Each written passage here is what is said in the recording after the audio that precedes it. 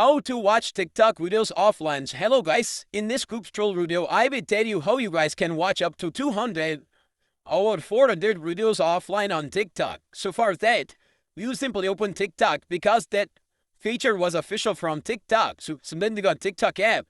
Now then you guys will see on profile. Once we click on profile, you guys will see on top right corner 3 lines.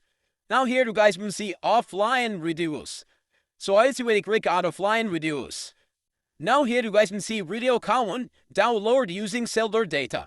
So I just click on video count. Here you guys can select 60 videos, 120 videos, 440 videos, 480 videos. So you guys can select these videos, and after that you guys will click on save. Once you click on save, you guys can see download using cellular data. So if you have Wi-Fi, it will start downloading automatically, and if you have data, you guys can select data, and after that you click on the resume. So when it is downloaded after that, if you don't have network and etc., you guys will still watch up to 480 videos like on file you paid, like it will show to you that upcoming videos because it will be downloaded in advance.